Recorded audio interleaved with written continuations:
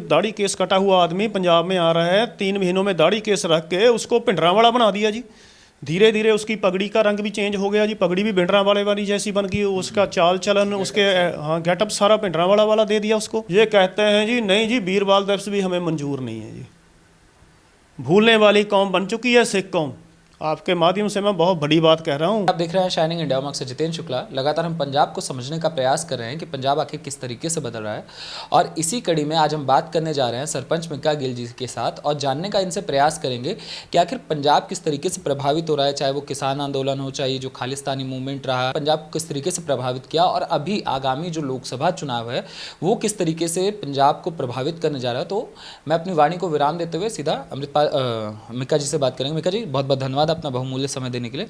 मिका जी, जो ये सारा का सारा अभी पंजाब इलेक्शन जो पहला हुआ था विधानसभा वाला, वहाँ भी चीज़ें देखी थी कि एक आंदोलन शुरू हुआ, उसके बाद आम आदमी पार्टी सत्ता में विद्यमान हो जाती है, और अब लोकसभा चुनाव आता है, फिर से एक आंदोलन शुरू होता है और कयास लगाए जाते हैं कि ये जो आंदोलन है ये भी बहुत मूल चूल परिवर्तन जो है पंजाब में लाने जा रही है, सत्ता में लाने जा रही है।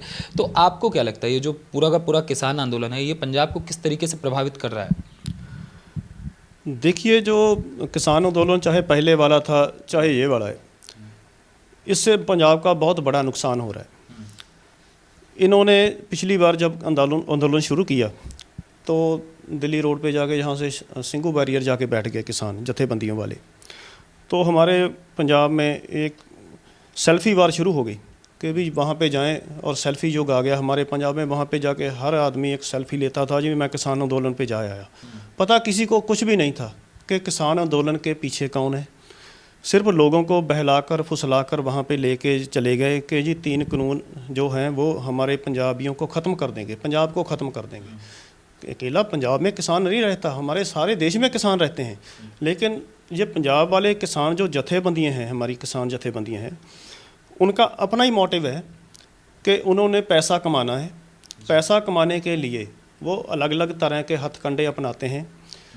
तो कोई भी सेंटर सरकार की तरफ से हमारे पंजाब के फेवर में कुछ भी आ जाए, इनको सेंटर सरकार की तरफ से कुछ भी जो भेजा जाए, चाहे इनको 2000 रुपया मिलता है किसानों को सेंटर सरकार की तरफ से, वो भी ये लेते हैं, और सबसे ज़्यादा गलत भी सेंटर सरकार को बताते हैं। और सभी लोगों के दिमाग में एक बात डाल देते हैं 1984 वाली कि जी देखिए दिल्ली सरकार ने हमारे काल तख्त पे अटैक किया था। भाई हमारे बीजेपी सरकार ने थोड़ी किया था अटैक, बीजेपी सरकार ने तो किया नहीं, वो तो कांग्रेस की सरकार ने किया था, श्रीमती इंदिरा गांधी ने। तो लोगों को अलग अलग तरह से, और इनके पीछे कौन है, इनके पीछे हैं खालसानी एलिमेंट्स, गुरपतवंत पन्नू वर्गे, रवि सिंह खालसाइड, वो वाले जो अन्ना पैसा पंजाब को इनको जथेबंदियों को भेजते हैं। और ये जथे अलग अलग तरह से, वहाँ आपने देखा होगा कि केसरी झंडे भी रातों रात आए, बड़ा कुछ रातों रात आया वहाँ पे पिछले किसान एजिटेशन में। और इस बार ये राजपुरा जाके बैठ गए।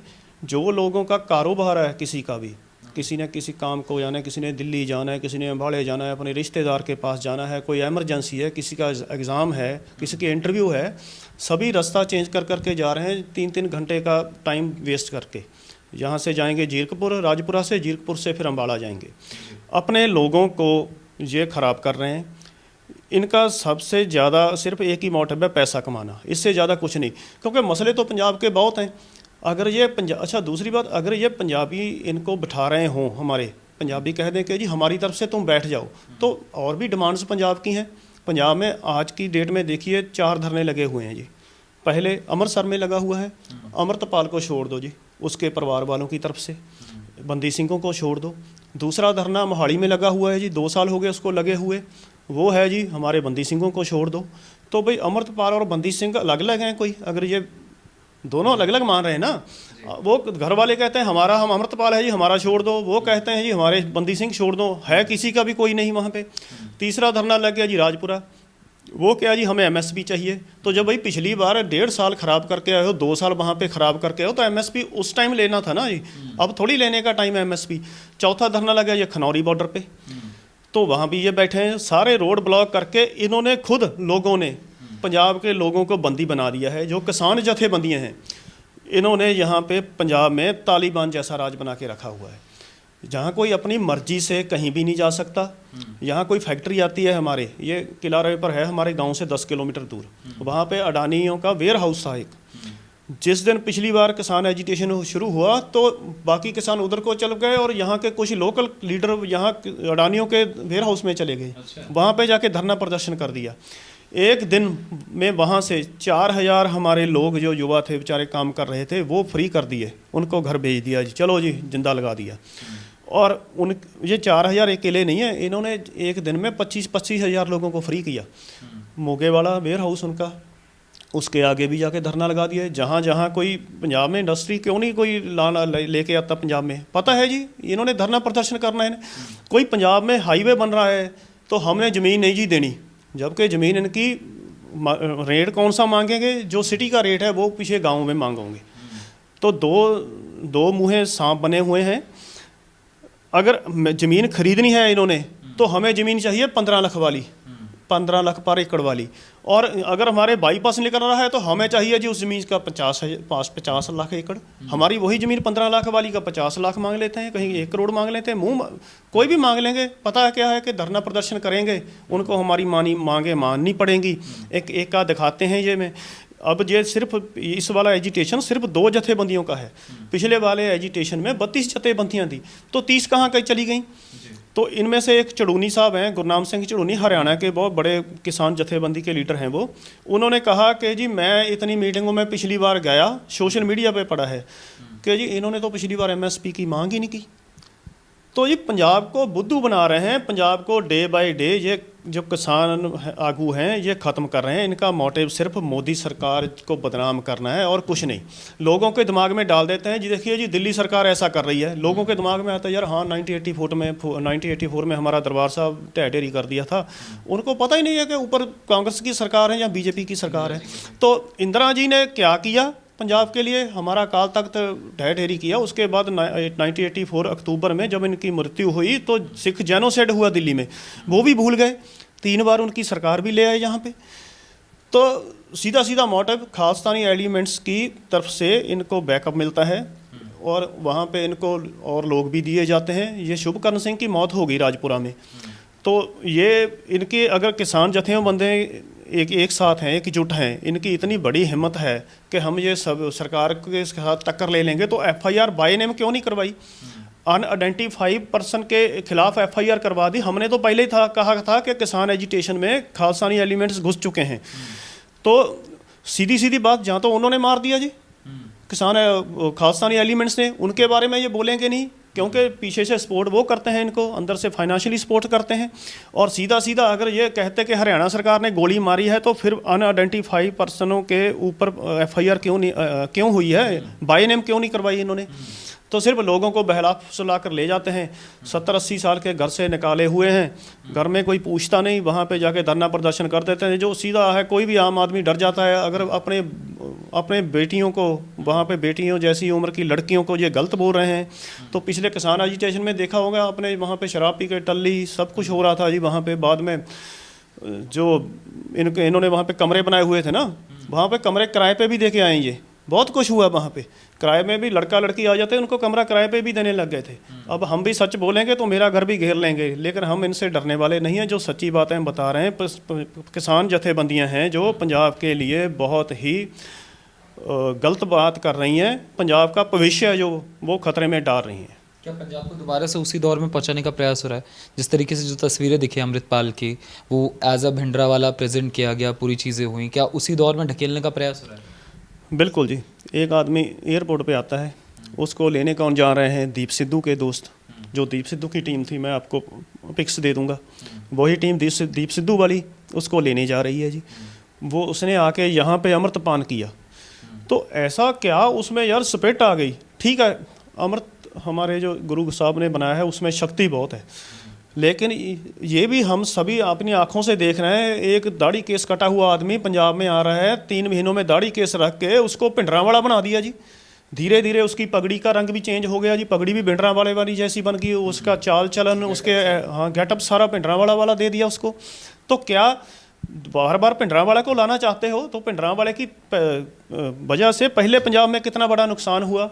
जो हमारे पंजाब के युवा मरे हैं वो भिंडरावाले की वजह से मरे हैं।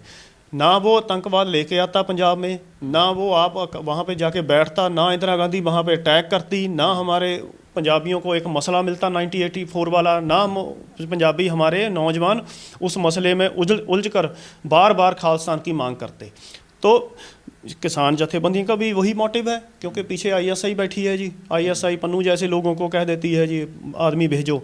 अमृतपाल आ गया, उससे पहले दीप सिद्धू आ गया था। लोगों को कहाँ ले गया जी दीप सिद्धू? लाल किले पे।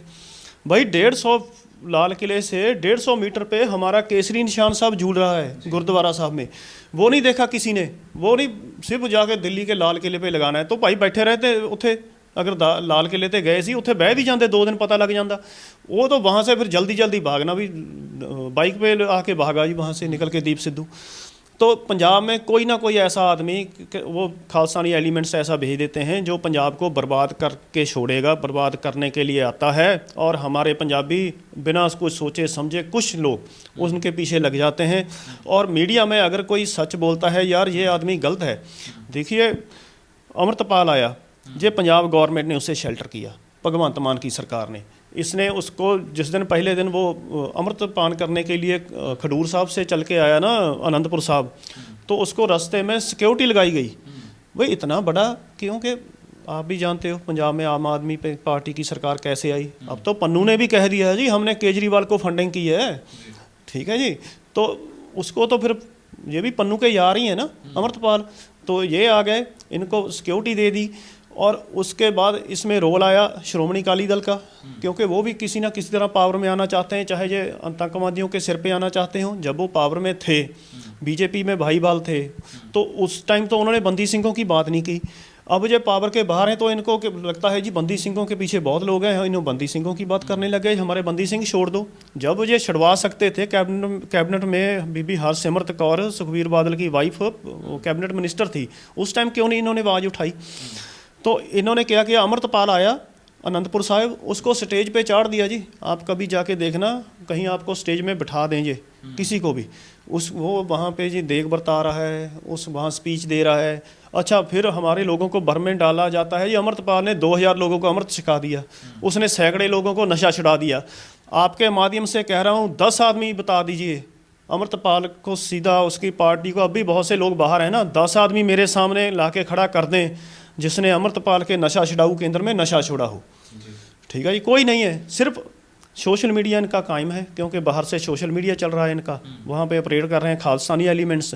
ये तो सिर्फ खिडौने हैं, जैसा वो इनको कहते हैं खेलने को, ये खेल रहे हैं यहाँ पे। तो इसके पीछे आपको क्या दिखाई देता है? जैसे रेफरेंडम की जो बात पन्नू करता है और खालिस्तानी मूवमेंट की जो बात होती है, पंजाब को काटने की जो बात होती है, क्या दिखता है इसके पीछे? इसके पीछे सीधे सीधा पाकिस्तान की आईएसआई, पाकिस्तान की आईएसआई। अगर हमारे यहाँ लुधियाना में बम विस्फोट हुआ कोर्ट कम्प्लेक्स में, तब भी जी कुछ आतंकवादियों के नाम आए तो पकड़े गए, तो उनको सीधा सीधा आईएसआई कर रही थी जी, उनसे लखबीर सिंह लंडा कर रहा था ऑपरेट उनको।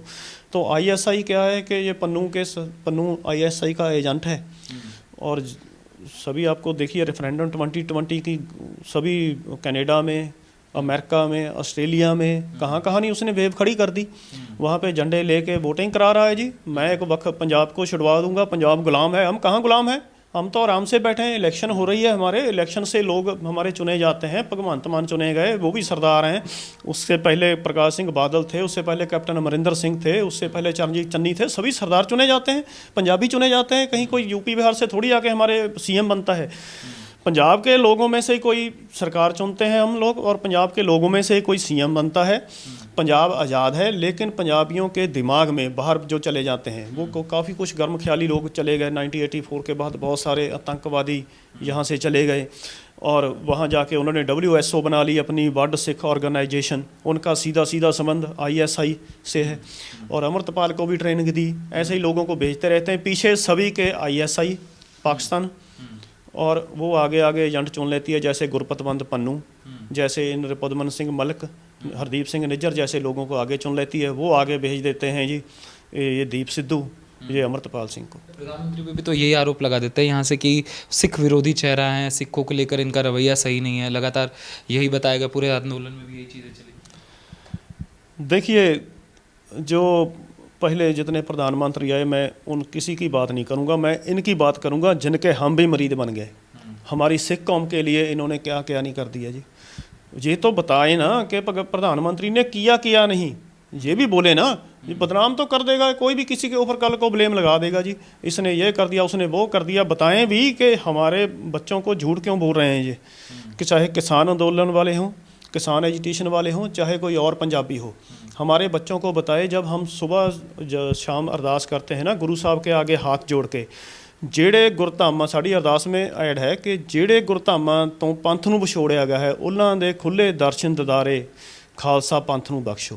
तो मोदी साहब ने बख्शता जी, किसी के रूप में तो भगवान ने किसी को भेजना था ना जी साइन करने के लिए। वही करतारपुर साहब का लांघा खोल दो, कॉरिडोर खोल दो तुम, तो मिल गया जी हमें। एक गुरुद्वारा साहब तो मिला ना जी, जो दूसरा है उसके वीज़े मिलते हैं जहाँ तो कह दें कि मोदी सरकार ने कह दिया जी हम पाकिस्तान अपने सिखों को जाने नहीं देंगे। अभी जा रहे हैं, कोई आगे आएगा समा कभी हमें वो भी मिल जाएंगे गुरुद्वारा साहिब। तो जो मिला है उसके लिए धन्यवाद नहीं करेंगे, क्योंकि इनको सिखाया गया है कि उनको गलत कहना है। ये 2000 रुपया इनको मिलता है किसानों को, जो पंजाब के सभी किसान हैं, इनको 2000 रुपया पहले 3 बार आता है, 2-2 हज़ार रुपया। बहुत से किसानों का महीने का राशन आ जाता है 2000 में पंजाब में। और अगर किसी और स्टेट का देखें तो उन किसानों का ये फसल के बीज भी आ जाते हैं 2000 में। जैसी आधे एकड़ वाले को भी 2000 मिल रहा है जी, किसी के पास 1 एकड़ है, किसी के पास 1 बीघा ज़मीन है, किसी के पास 2 बीघा है। तो आप देखिए कि तो 2000 तो उसके लिए एक लॉटरी लग गई ना, जैसे 3 बार मिलता है। फिर हमारी खाद के ऊपर सब्सिडी, फिर हमारे किसानों का कर्जा माफ़ हुआ। मेरे गांव के 280 किसानों का कर्जा माफ़ हुआ जी। मैं कैसे भूल सकता हूं, मेरे गांव में प्रधानमंत्री योजना के तहत, मनरेगा के तहत स्ट्रीट्स बनी, 32 गलियां बनी हैं। जो मैं आपको वीडियो बाद में दिखा देता हूं जी, बाहर जहां स्ट्रीट्स बनी हुई हैं। पार्क मैंने ले ली। हमारे पंजाब की पंचायतों को ना कांग्रेस ने कोई पैसा दिया, ना जो आम आदमी पार्टी ने। मैं सीधा प्रूफ हूँ इसका बैठा हुआ कि मुझे आम आदमी पार्टी ने आज तक, मेरी पंचायत 2 साल रही है इसमें, ये फरवरी 27 को हमको फ्री किया है इन्होंने इस साल, तो कोई पैसा नहीं दिया जी मेरी पंचायत को भी। हमारा कैसे काम चला 5 साल सेंटर सरकार की वजह से। जब मोदी साहब को इन्होंने फिरोजपुर में वापस भेज दिया ना किसान जथेबंदियों ने, तो जिस दिन नेक्स्ट डे उन्होंने बाकी स्टेटों का फाइनेंस कमीशन का पैसा इशू किया, तो हमारे पंजाब का भी कर दिया। अगर वो पंजाब के हित में ना होते मोदी साहब, तो वो बंद कह देते ये हमने नहीं पंजाब को देना, ये मैं पैसे दे रहा हूँ, ये मुझे घेर घेर के भगा रहे हैं।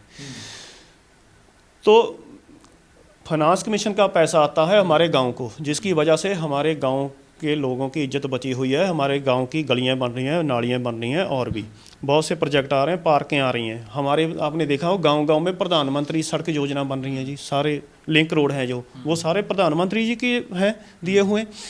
और बड़ी बात, हमारे जहाज़ में सिखों की जो श्री 5 ककार होते हैं कृपान, वो कृपान हमारे डाल के जाते हैं। जब हमें अमृत छकाया जाता है, एक ककार कृपान भी होती है। तो हवाई जहाज़ या एयरपोर्ट पे हम पहन के नहीं जा सकते थे, तो मोदी साहब ने जी 2 साल पहले कर दिया जी कि जी 9 इंची कृपान हम डाल के जाएंगे अपनी वैसे गात्रे में, तो कोई रोकेगा नहीं, ना एयरपोर्ट पे रोकेगा जी, ना एरोप्लेन में रोकेगा। तो वो भी भूल गए। क्या क्या करते हैं वो पंजाब के लिए। वीर बाल दिवस, हमारे छोटे साहबजादे शहीद हुए गुरु गोबिंद सिंह जी, हम जब छोटे से थे हम तब से मनाते आ रहे हैं। चाचा नेहरू के नाम की हमें एक छुट्टी होती थी जी, क्या दिवस है जी, चाचा नेहरू का जी। उसको इन्होंने ख़त्म करके हमारे छोटे साहबजादों की शहीदी के ऊपर वीर बाल दिवस मनाना शुरू कर दिया। ये कहते हैं जी नहीं जी, वीर बाल दिवस भी हमें मंजूर नहीं है जी। भूलने वाली कौम बन चुकी है सिख कौम।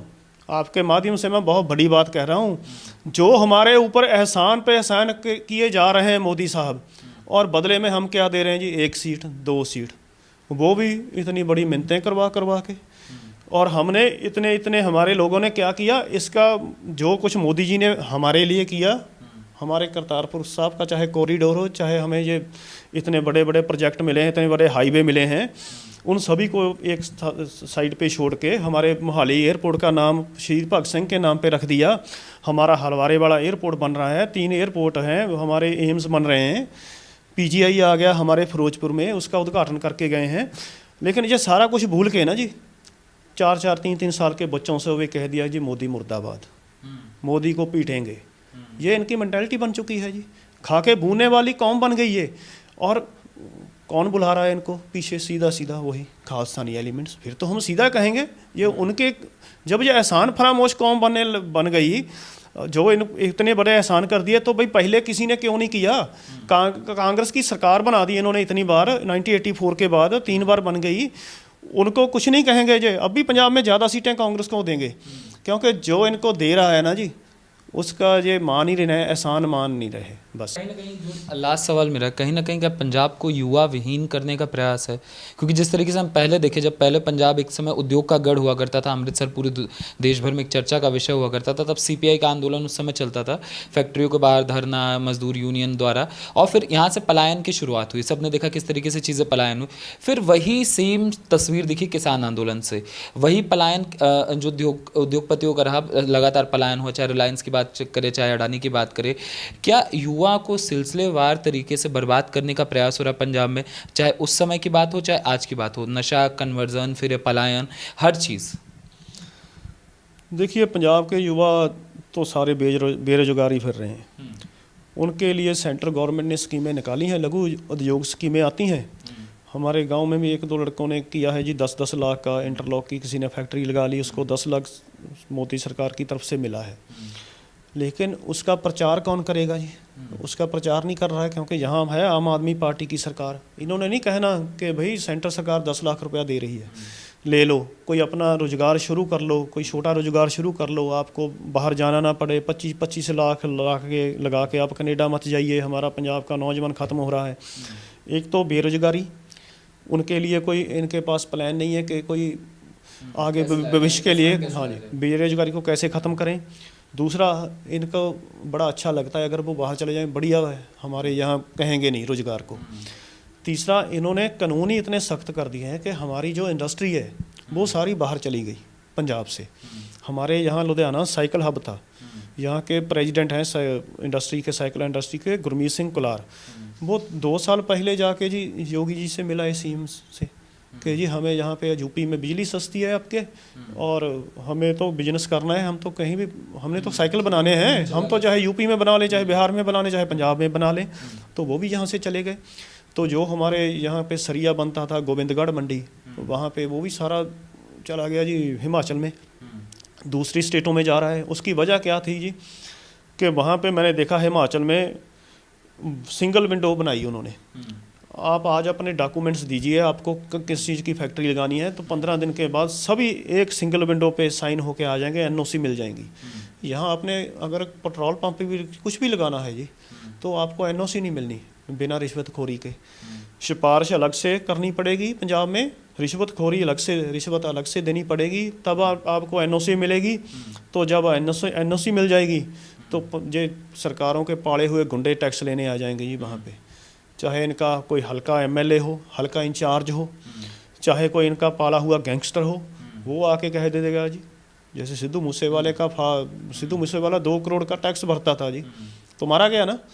तो अगर पंजाब का युवा जहाँ काम भी करेगा, कोई बिजनेस खड़ा करेगा, तो वो उसको गैंगस्टर बैठे हैं उनसे मांगने के लिए, लाओ जी हमारा हिस्सा कहाँ है भाई, तुमने बिजनेस खड़ा कर लिया।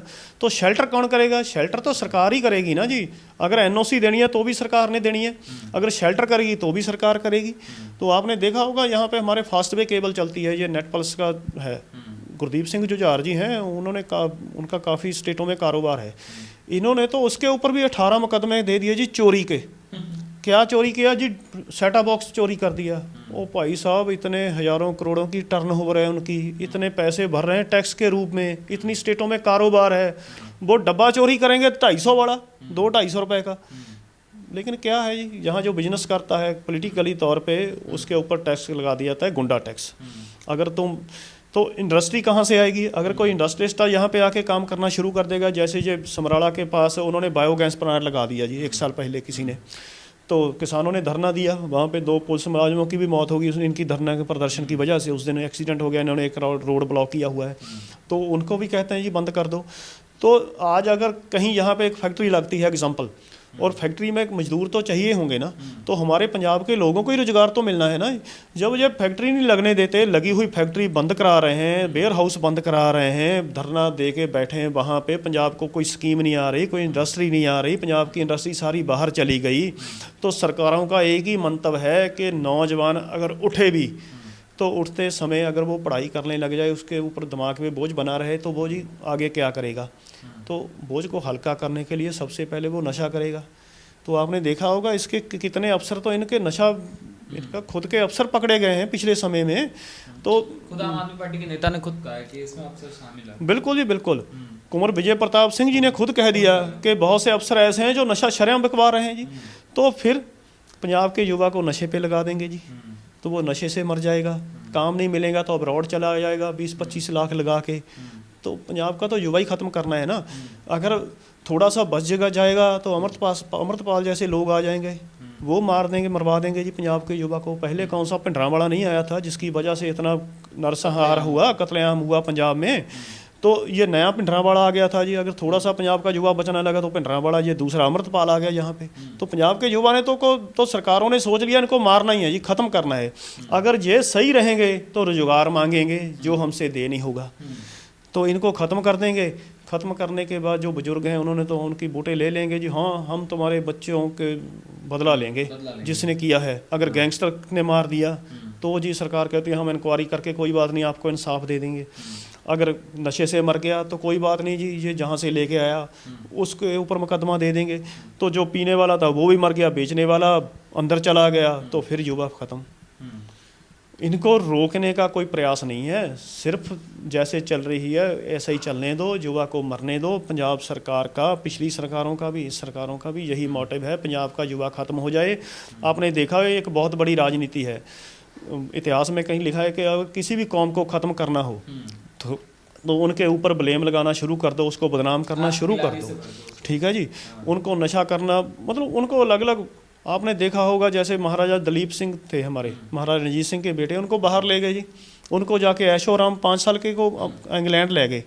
इंग्लैंड ले जाने के बाद उसको ऐशो आराम इतनी दे दी, उसको उसकी शादी भी कर दी, उसको मतलब राजों जैसी फीलिंग देगी, उसको सोचने का मौका नहीं दिया कि तुम भाई महाराजा के बेटे हो, पंजाब में तुम्हारा राज था। उस तरफ उसका ध्यान ही नहीं गया। जब उसका ध्यान गया तो उसके बाद वो मर गया, ठीक है। तो वही राजनीति यहाँ भी चल रही है।